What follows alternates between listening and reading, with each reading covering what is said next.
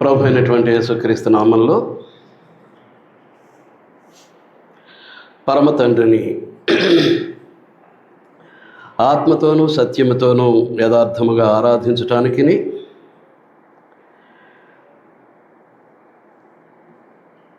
ఆయన చెప్పినట్లుగా నడుచుకుంటూ ఆయన నిత్య రాజ్యానికి, నిత్య జీవానికి, నిత్య స్వాస్థ్యానికి వారసులు అవ్వటానికి దేవదేవుని పాద సన్నిధికి విచ్చేసిన దేవుని పరిశుద్ధులకు, స్నేహితులకు, స్నేహితురాండ్రకు, యవనస్తులకు అందరికీ క్రీస్తు ప్రభు నామంలో నా హృదయపూర్వక వందనములు తెలియజేస్తూ ఉన్నానండి. జ్ఞానేంద్రియములు అనగా దేవుడు మనలో ఉంచినటువంటి పంచేంద్రియాలు దేవుని యొక్క జ్ఞానాన్ని అభ్యసించటానికి దేవుడు అనుగ్రహించినటువంటివి.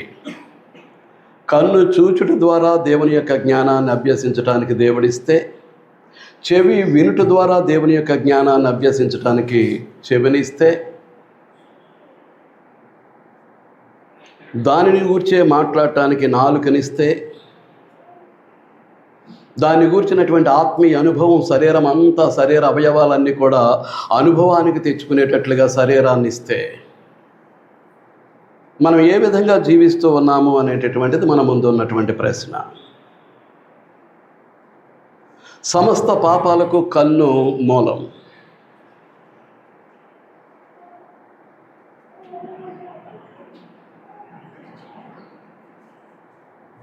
అందుచేత చూశాము అని అంటే ఆ చూసిన దాన్ని బట్టి వెంటనే హృదయంలో కోరిక కలుగుతుంది, ఆశపడుతుంది. మీకు అర్థమవుతుందా అండి? క్రీస్తు ప్రభు యోహాను సువార్త 9వ అధ్యాయంలో పుట్టుగుడ్డు వాడిని స్వస్థపరిచినటువంటి సందర్భంలో శాస్త్రులతో పరిసయ్యులతో మాట్లాడుతూ, మీరు గుడ్డివారు అనేటటువంటి భావన వారికి కలిగేటట్లుగా ప్రభు మాట్లాడితే, మేము గుడ్డివారమా అని అడిగారు. మీరు గుడ్డివారైతే మీకు పాపము లేకపోవును, మీరు చూచుచున్నామని చెప్పుచున్నారు కనుక మీ పాపము నిలిచి ఉంది అని ప్రభు మాట్లాడినట్టుగా గత వారం మనం చదువుకున్నాం, నేర్చుకున్నాం. కనుక సమస్త పాపాలకు కన్నే మూలం. ధనమైన, మనుషులైన. ఆకాను అనేటటువంటి వాడు చూశాడు, ఆశించాడు, తీసుకున్నాడు. తద్వారా ఇశ్రాయేలీయులకు వాటమి, తన కుటుంబానికి సర్వనాశనం. ఒక్కడిని కూడా దేవుడు మిగల్చలేదు. రాళ్లతో కొట్టి చంపేసి రాళ్ళు గొట్టగా వేసేయమన్నాడు అంతే. మీకు అర్థమవుతుందా? ఒక స్త్రీని మోహపు చూపుతో చూచేవాడు అప్పుడే తన హృదయంలో ఆమెతో వ్యభిచారం చేస్తున్నాడు అని చెప్పేశాడు.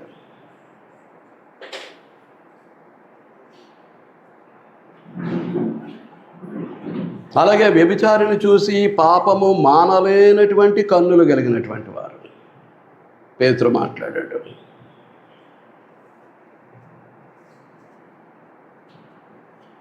భయంకరమైనటువంటి పరిస్థితి అండి.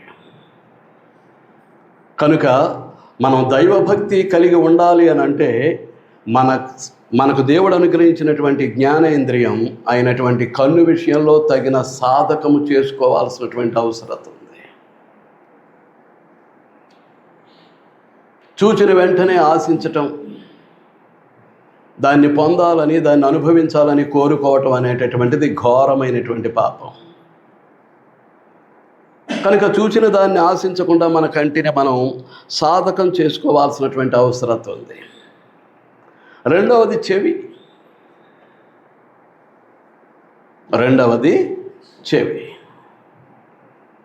చూడండి, చెవిని ఎందుకు ఇచ్చాడన్నాం? చూచుట ద్వారా దైవ జ్ఞానాన్ని పొందటానికి దేవుడు కన్నునిస్తే,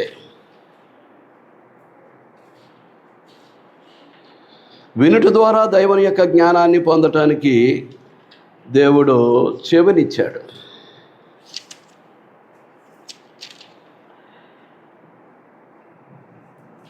మరి దేవుని జ్ఞానాన్ని పొందటానికి ఆ చెవులను ఎంతవరకు మనం వినియోగించుకోగలుగుతున్నాం? ఏమండి? మత్తయి సువార్త 13వ అధ్యాయంలో 9వ వచనంలో చెవులు గలవాడు వినుగాక అన్నాడు. అదే 43వ వచనంలో కూడా అదే మాట అన్నాడు చివర్లో, చెవులు గలవాడు వినుగాక. ఏం వినాలి? ఏం వినాలి? ప్రకటన గ్రంథంలో మొదటి 3 అధ్యాయాల్లో ఆసియాలో ఉన్నటువంటి 7 సంఘాలకు ప్రభు అయినటువంటి యేసుక్రీస్తు వర్తమానాన్ని పంపటం జరిగింది. ఆ 7 సంఘాలకు పంపినటువంటి వర్తమానంలో చివరకు వచ్చేసరికి ఒక హెచ్చరిక చేస్తూ ఉంటాడు. చూడండి 7వ వచనం, ప్రకటన గ్రంథం 2వ అధ్యాయం 7వ వచనం. చెవి గలవాడు ఆత్మ సంఘములతో చెప్పుచున్న మాట వినుగాక. అలాగే 11వ వచనం, సంఘములతో ఆత్మ చెప్పుచున్న మాట చెవి గలవాడు వినుగాక. అలాగే 17వ వచనం, సంఘములతో ఆత్మ చెప్పుచున్న మాట చెవి గలవాడు వినుగాక.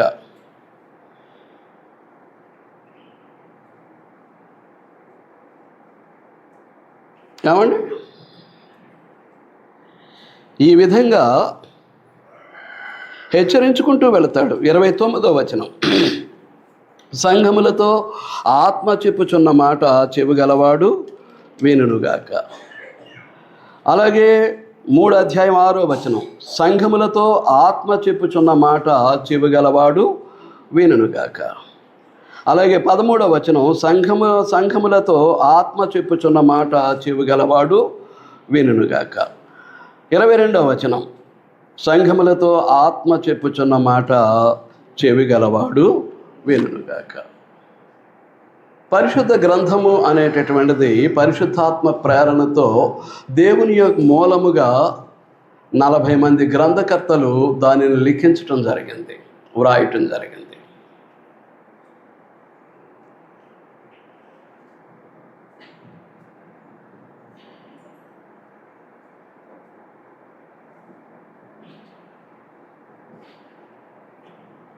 పాత నిబంధన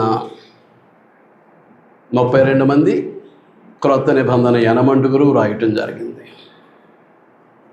వాళ్ళంతా పరిశుద్ధాత్మ ప్రేరణతో వ్రాసినటువంటి వారు. ఆ జ్ఞానమంతటికీ పరమ తండ్రి సర్వజ్ఞుడు, ఆయనే మూలం.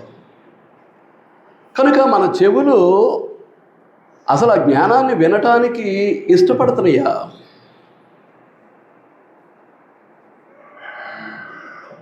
ఏమండి? ఆ జ్ఞానాన్ని వినటానికి మన చెవులు ఇష్టపడుతున్నాయా? ఆ వినే విషయంలో ఇంతవరకు క్రమము అనేటటువంటిది రాలేదండి. అది ఆరాధనకైనా, బైబిల్ తరగతికైనా, మరే కార్యక్రమం అయినా ఒక వారం వస్తారు, మరి మరుసటి వారం మానేస్తారు. ఆ వచ్చిన వారం ఎందుకు వచ్చారో నాకు తెలీదు, మానేసినటువంటి వారం ఎందుకు మానేశారో నాకు తెలీదు. ఎందుకు వచ్చినటువంటి అక్రమ ఆత్మ సంబంధమైనటువంటి జీవన విధానం అండి అది.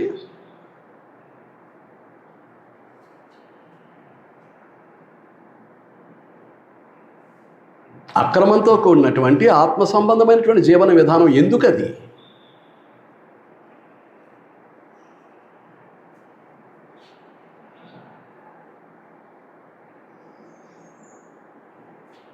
దైవజ్ఞానాన్ని పెంచుకోవటం కొరకే కాను.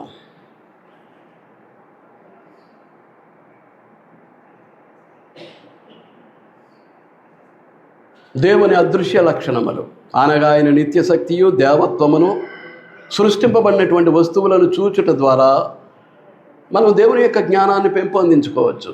సూర్యోదయం, సూర్యాస్తమయం,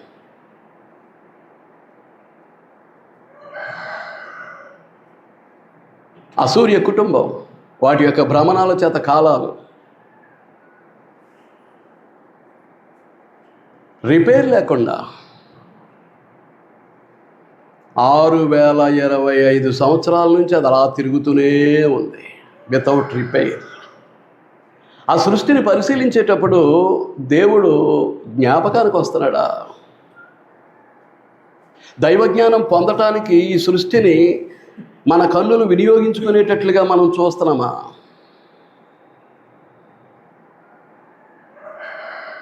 ఏమండి?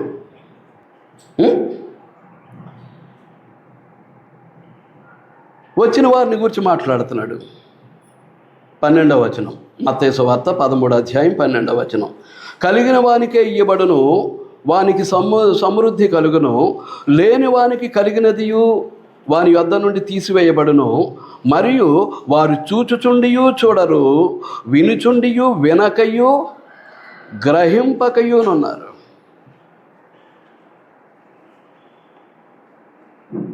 చూచుచుండియు చూడరట, వినుచుండియు వినకయు గ్రహింపకయు ఉన్నారు. ఇక బ్రతుకులు మారు. ఇటువంటి విధానంలో ఉన్నటువంటి వారి యొక్క బ్రతుకులు మారవండి, మారు.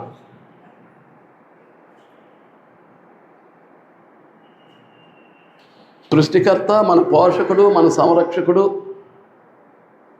మన పాప విమోచనార్థం తన అద్వితీయ కుమారుణ్ణి సిలువలో బలిగా అర్పించినటువంటి వాడు, ఆయన పరిషత్ ప్రశస్తమైనటువంటి రక్తంలో మన పాపాలు కడిగినటువంటి వాడు, పాపము నుండి విమోచించినటువంటి వాడు, పాప క్షమాపణ దయచేసినటువంటి వాడు, ఆయన సిలువ రక్తము ద్వారా మన పాపాలకు పరిహారం చెల్లించినటువంటి వాడు, మన పాపాలకు ప్రాయశ్చిత్తం చేసినటువంటి వాడు. ఇంత కార్యక్రమం జరిగిస్తే ఆ దేవుని యొక్క సన్నిధి పట్ల మనం ఇచ్చే విలువ ఏంటండి? మనం ఇచ్చే గౌరవం ఏంటండి? ఏమ్మా, ఇచ్చే గౌరవం ఏంటి? ఇచ్చే విలువ ఏంటి? ఏంటి?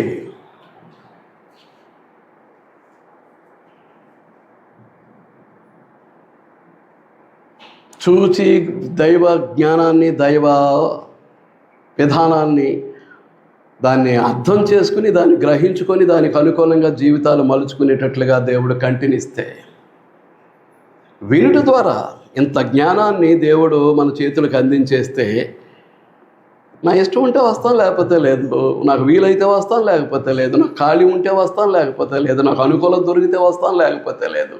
ఏం విశ్వాసం అది? ఏం భక్తి అది?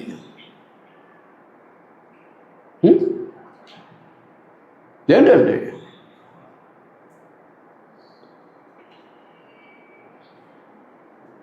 మీరు ఆలోచిస్తూ ఉన్నారని నేను భావిస్తూ ఉన్నా. ఎందుచేతను అంటే, ఈ చెవికి దేవుడిచ్చినటువంటిది ఏంటి అని అంటే, ఎవరి స్వరాన్ని వినాలో వారి స్వరాన్ని కరెక్ట్గా వినేటటువంటి శక్తిని చెవికి ఇచ్చాడు. మనం నిజముగా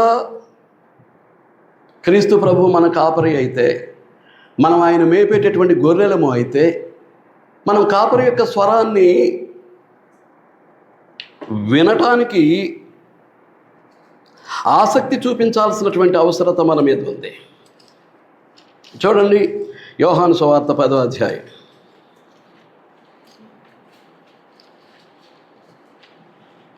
యోహాను సువార్త 10వ అధ్యాయం.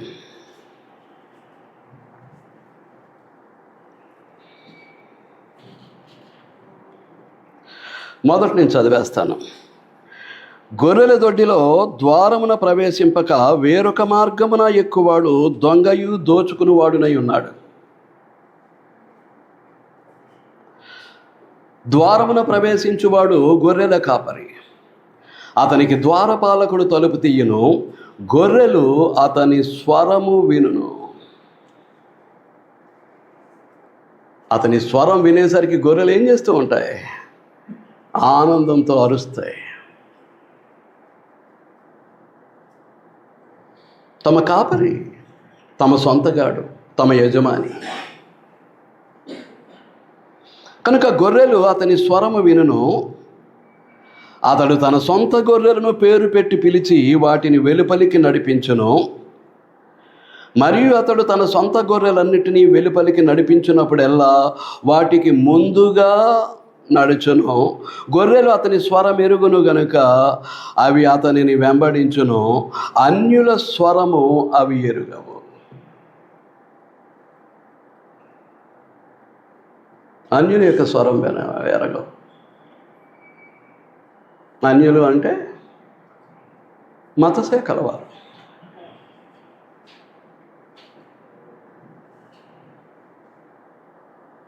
ఏంటండి, పోయిన ఆదివారం మట్ల ఆదివారం, పోయిన శుక్రవారం మంచి శుక్రవారం, ఈవేళ ఈస్టర్. అవి జరిపినట్లుగా మనకు వాక్యాధారం ఎక్కడా లేదు. మనం అపోస్తుల కంటే భక్తిపరులమేం కాదు. క్రీస్తు ప్రభు నామం నిమిత్తం వారి యొక్క ప్రాణాలే అర్పించి హతసాక్షులుగా మిగిలిపోయినటువంటి అపోస్తుల కంటే మనం గొప్పవారం కాదు.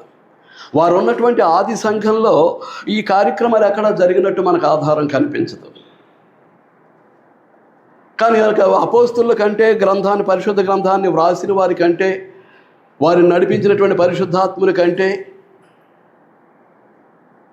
పాప విమోచన కొరకు చనిపోయి సమాధి చేయబడి పునరుద్ధానుడై తిరిగి లేచినటువంటి యేసుక్రీస్తు కంటే, అట్టి సంకల్పాన్ని జగత్తు పునాదికి ముందే సిద్ధపరిచినటువంటి దేవుని కంటే గొప్పవాళ్ళం అనుకుంటున్నారు.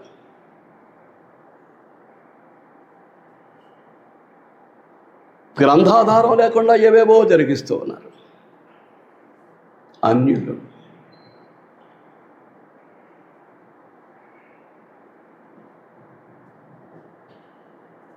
కనుక ఆయన మేపేటటువంటి క్రీస్తు సంఘ సభ్యులు, ఆయన మేపేటటువంటి గొర్రెలు ఎంతవరకు ఆయన స్వరాన్ని వినటానికి మనం ఆసక్తి చూపిస్తూ ఉన్నాం?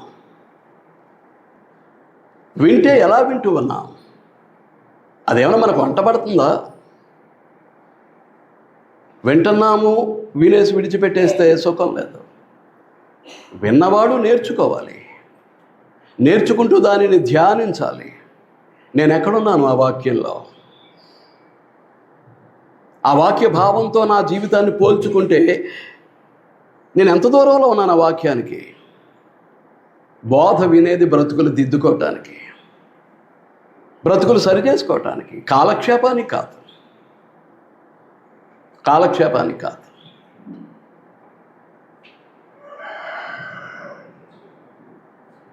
ఎందుకు వస్తున్నామో ముందుగా ఎరగాలి. ఎరగకుండా వచ్చి ఇక్కడ కూర్చుని ఆమెను అనుకుని వెళ్ళిపోయే పరిస్థితుల్లో వచ్చి కూర్చుంటే దేవుడిచ్చిన ఆయుష్కాలమే వ్యర్థమైపోతూ ఉంది, వృధా అయిపోతూ ఉంది.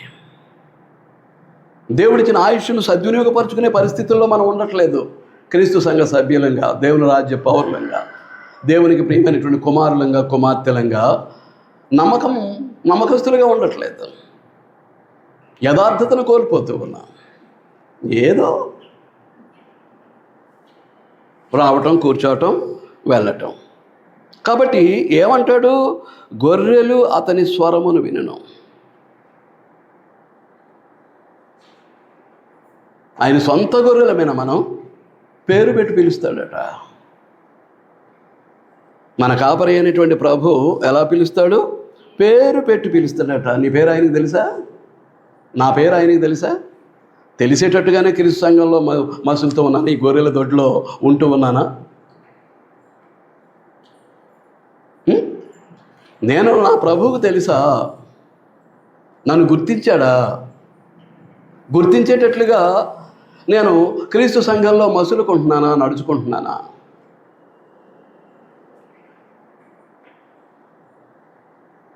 ఏమండి?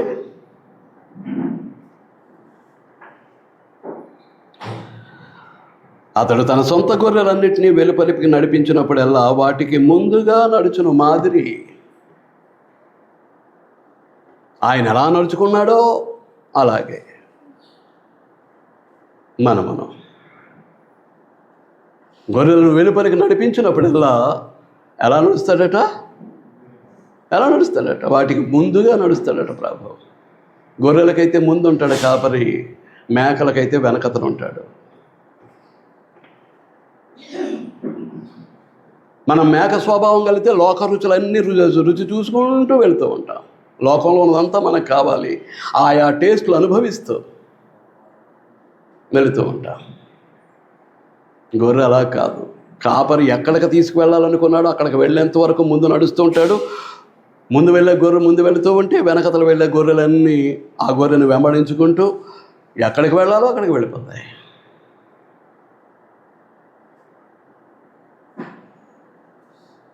ఆయనే మన కాపరి, ఆయనే దేవుని గొర్రె పిల్ల. ఇప్పుడు ఎక్కడికి వెళ్ళాడు ఆయన? పరలోకానికి ఎగి దేవుని కుడిపార్శ్వమున ఆసీనుడై ఉన్నాడు. మరి మనం ఎక్కడికి వెళ్ళాలి? ఎక్కడికి వెళ్ళటానికి సిద్ధపడుతున్నాం? ఎందుకు వస్తున్నాం ఇక్కడికి? ఎందుకు వస్తున్నాం? నేనెందుకు వస్తున్నాను? మీరెందుకు వస్తున్నారు? ఏ ఉద్దేశంతో?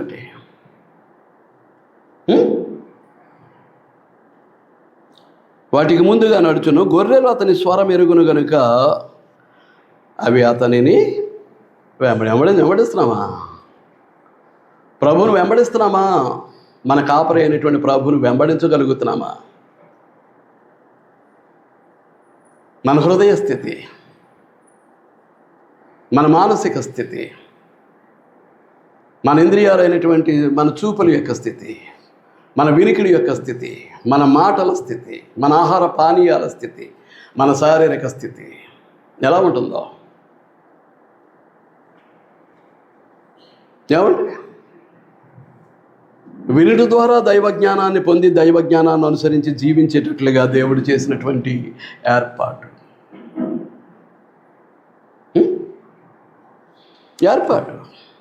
కానీ కొంతమందికి దురద చెవులట. దురద చెవులతో వచ్చి ఇక్కడ కూర్చుంటూ ఉంటారు. ఇక్కడ జరిగే బోధ జరుగుతూనే ఉంటుంది, పక్కన గోకేస్తూ ఉంటారు.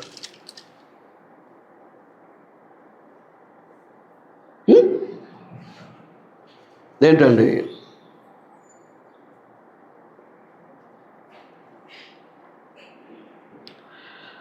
చూడండి, తిమోతికి రాసినటువంటి 2వ పత్రిక 4వ అధ్యాయం.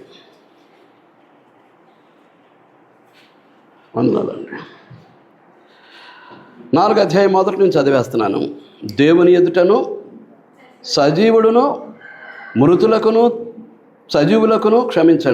దేవుని ఎదుటను సజీవులకును మృతులకును తీర్పు తీర్చు యేసుక్రీస్తు ఎదుటను ఆయన ప్రత్యక్షత తోడు ఆయన రాజ్యము తోడు నేను ఆనపెట్టి చెప్పునదేమనగా, వాక్యము ప్రకటింపుము, సమయమందును అసమయమందును ప్రయాసపడము, సంపూర్ణమైన దీర్ఘశాంతముతో ఉపదేశించుచు ఖండించుము, గద్దించుము, బుద్ధి చెప్పుము.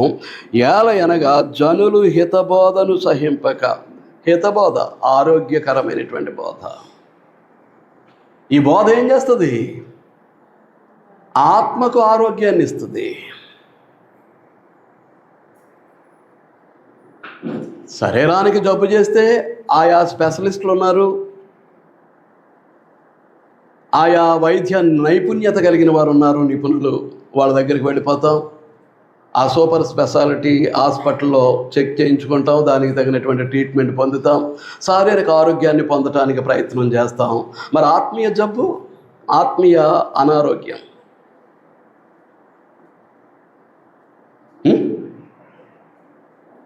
ఏంటండి? ఆత్మ సంబంధమైనటువంటి అవయవాలు హృదయము, మనస్సు. హృదయంలో ప్రారంభమవుతుంది ఆ జబ్బు.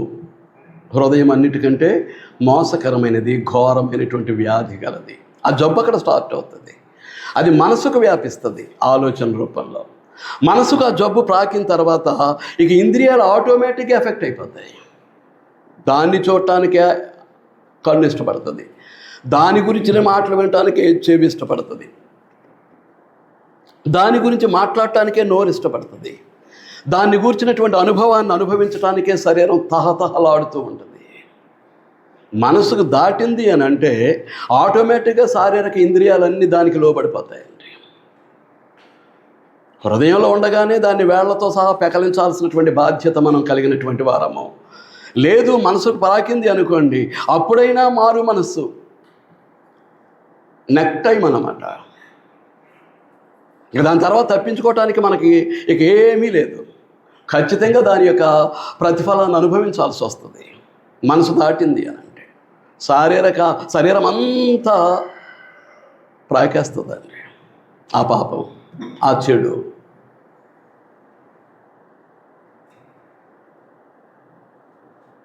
హృదయంలో ఉండుదాన్ని బట్టే శారీరక అవయవాలు స్పందిస్తూ ఉంటాయి.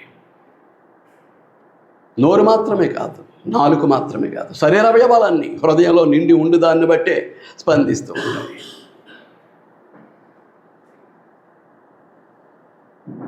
హృదయంలో ఈ పూట బైబిల్ క్లాస్కి వెళ్తే వచ్చే ఆదాయం పోతుంది, కుదరదు. ఆ హృదయంలో నిర్ణయించుకున్న దానికి మనసు ఓకే చెప్పేసింది, నీ శరీరం సహకరించేసింది, ఇక బైబిల్ క్లాస్కి రావు. ఎక్కడ రూపాయలు దొరుకుతాయో అక్కడ వెతుక్కోవటానికి పోవటమే.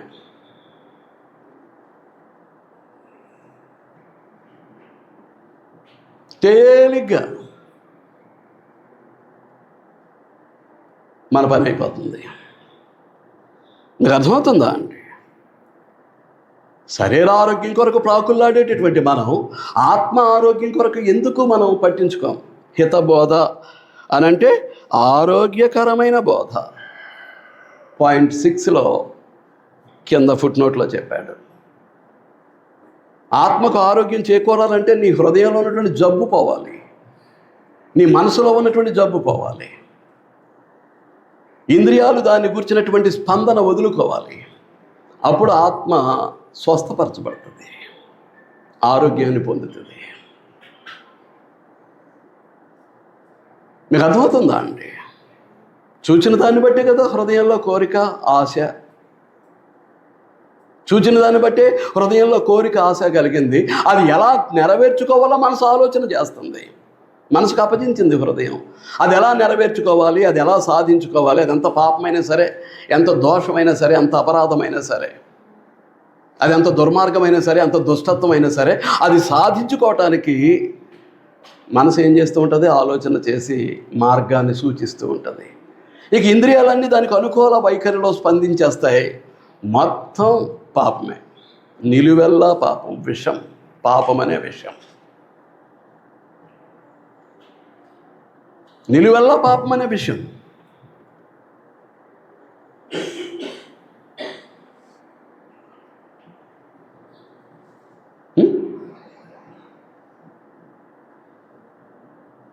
పద్యం ఏదో ఉన్నట్టుంది కదా, తల నుండు విషము ఫణికిని, పాముకి ఎక్కడుంటుందట?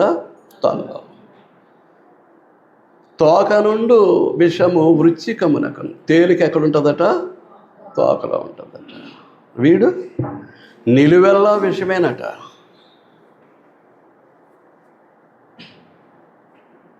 ఎవరిని ఎలా ముంచేద్దామా, ఎవరిని ఎలాగ దూషించేద్దామా, ఎవరిని ఎలాగ అవమానపరిచేద్దామా,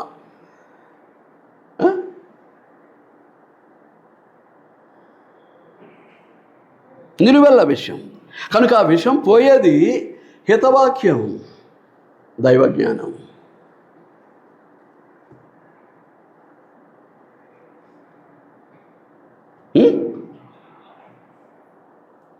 జనులు హితబోధను సహింపక దురద చెవులు గలవారాయి. Itching ears. It is the greatest disease, spiritual disease. పుట్టింది భౌతికమైనటువంటి చెవిలోనే, కానీ అది ఆత్మ సంబంధమైనటువంటి రోగం. దురద చెవులు, ఆ మాటలు వింటేనే దురద తీరుతుంది. మనం ఎలాంటి వారమో,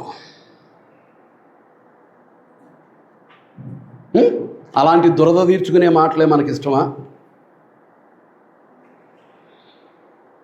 జనులు హితబోధను సహింపక, పైన ఏం చెప్పాడు? వాక్యమును ప్రకటించుము, సమయమందును అసమయమందును ప్రయాసపడుము, సంపూర్ణ దీర్ఘశాంతముతో ఉపదేశించుము, ఖండించుము, గద్దించుము, బుద్ధి చెప్పుము.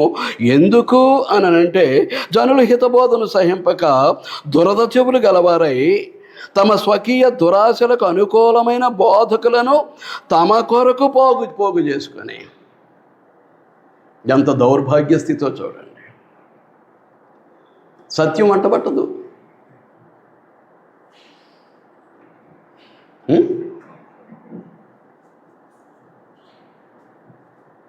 ఏంటండి? నొప్పింపక తానవ్వక, ఎదటివాడిని నొప్పించడట, తాను నొచ్చుకోడట. అలాంటి బోధలు.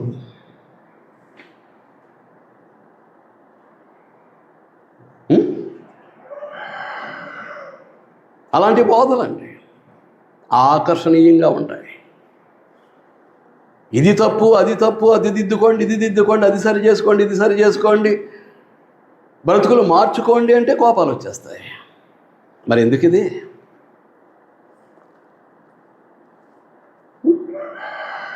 ఎందుకు? ప్రభుతోటే ఉన్నాడు, కానీ సాతాను దూతగా ఉన్నాడు.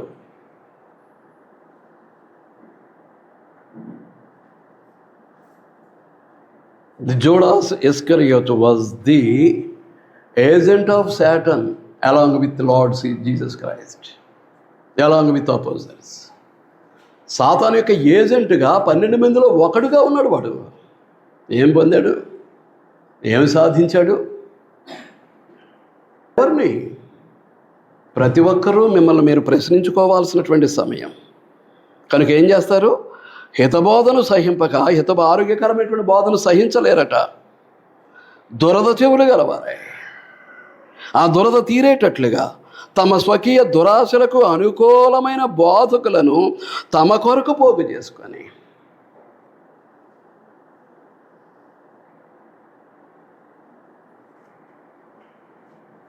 తమ కొరకు పోగు చేసుకొని.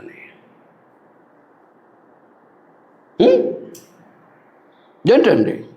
సత్యమునకు చెవినియ్యక. దురద చెవులు అన్నాడు. ఈ దురద చెవులు కలిగిన వారు ఏం చేయరు? సత్యానికి చెవినెవరు? పక్కన గోకేయటమే.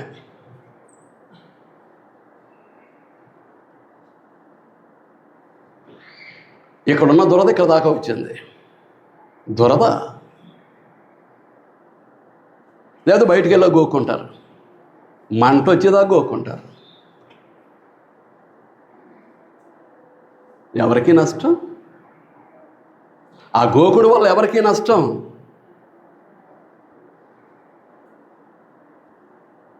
నష్టపోయే వాళ్ళు నష్టపోతూనే ఉంటారు. మీకు అర్థమవుతుందా అండి? సత్యమునకు చెవినియ్యక కల్పనా కథల వైపునకు తిరుగు కాలము వచ్చును. ఫ్యూచర్ టెన్స్లో ఉంది, ఇప్పుడు వచ్చింది. వస్తుంది అని చెప్పాడు, ఇప్పుడు వచ్చింది. క్రీస్తు సంఘాలు కూడా ఇదే విధానంలో ఉంటూ ఉన్నాయి. ఎంత ఆవేదనో చూడండి దేవునికి, ఎంత బాధో చూడండి దేవునికి.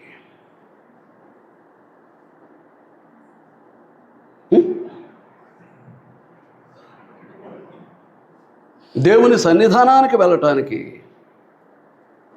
ఇది మళ్ళీ రేపటి పాయింట్కి నేను లింక్ వేసుకోవాలి. రేపేంటి? 4 వచ్చే ఆదివారం. కాబట్టి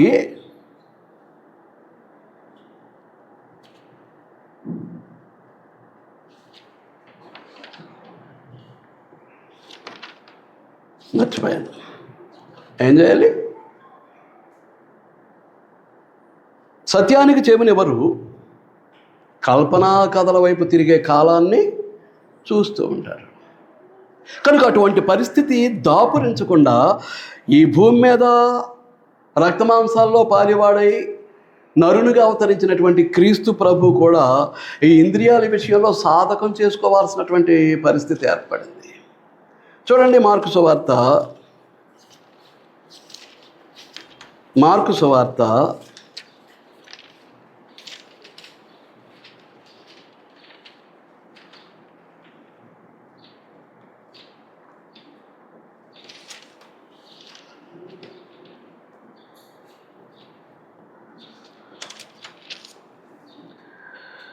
1వ అధ్యాయం 35వ వచనం.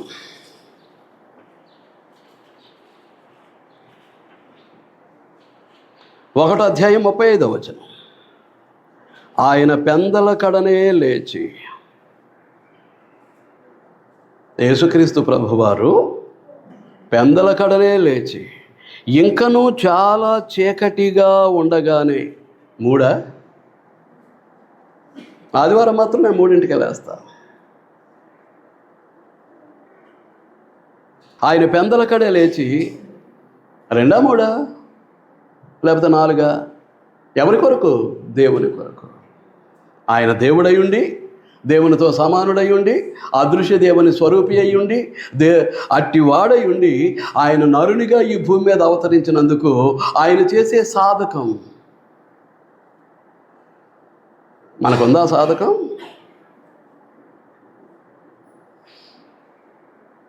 అవును. పెందలకడే లేచి ఇంకనూ చాలా చీకటి ఉండగానే బయలుదేరి అరణ్య ప్రదేశమునకు వెళ్ళి అక్కడ ప్రార్థన చేయుచుండెను. ఆ ప్రార్థన చేయటమే కాదు, తండ్రి క్లాసు కండక్ట్ చేస్తాడట ఆయనకు ప్రతిరోజును. ఆయన శరీరధారిగా ఉన్న కాలంలో ఈ భూమి మీద ఉండగా పరమ తండ్రి ఏం చేస్తాడట? ఆయన వెళ్ళినటువంటి చోట ఆయనకు ఒక క్లాసు కండక్ట్ చేస్తాడట. తండ్రి అనేటువంటి దేవుడు ప్రార్థన చేయటమే కాదు, నేర్చుకుంటాడు కూడా. ఎక్కడ? ప్రభు తండ్రి అయినటువంటి దేవుని దగ్గర. ఎవరు? ప్రభు అయినటువంటి యేసుక్రీస్తు. మరి మనం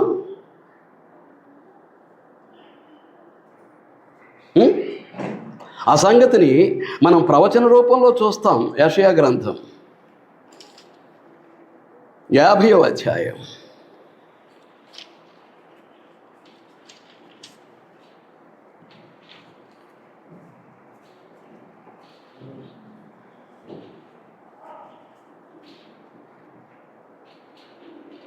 నాలుగవ వచనం.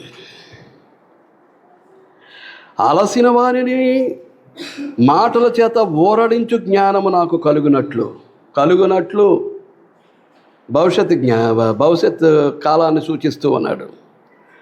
శిష్యునికి తగిన నోరు యెహోవా నాకు దయచేసి ఉన్నాడు. శిష్యులు వినున్నట్లుగా నేను వినుటకై. ఎవరు వినున్నట్లు? ఎక్కడికో లేచారు.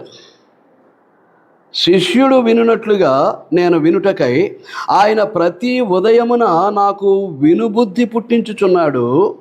ప్రభువుకు యెహోవా నా చెవికి వినుబుద్ధి పుట్టింపగా నేను ఆయన మీద తిరుగుబాటు చేయలేదు, వినకుండా నేను తొలగిపోలేదు. క్రీస్తుని గురించినటువంటి ప్రవచనం. చీకటితోటే వెళ్ళి ఏ విధంగా నేర్చుకుంటాడో తండ్రి అయినటువంటి దేవుని యొక్క పాదాల దగ్గర, ఆ సర్వజ్ఞుడైనటువంటి దేవుని పాదాల దగ్గర ఆ జ్ఞానాన్ని నేర్చుకోవటానికి. ఎందుకు అనంటే కింద చెప్పుకుంటూ వచ్చాడు. అవన్నీ మనం వచ్చే వారం చూడబోతున్నాం. 4 కూడా అందులోకి వచ్చేస్తుంది.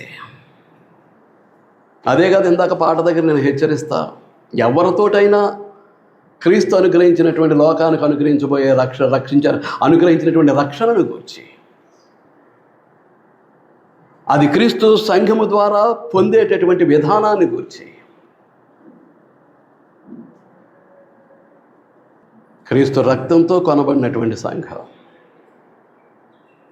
క్రీస్తు యొక్క పరిశుద్ధ శరీరముగా మలచబడినటువంటి సంఘం,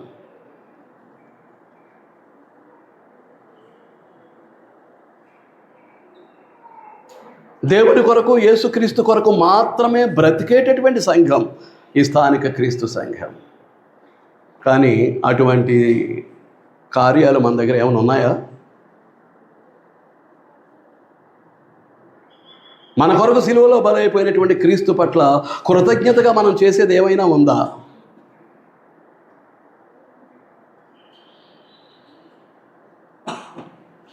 శ్రద్ధగా విన్నందుకు మీ అందరికీ వందనాలు తెలియజేస్తూ నేను ముగిస్తూ ఉన్నాను.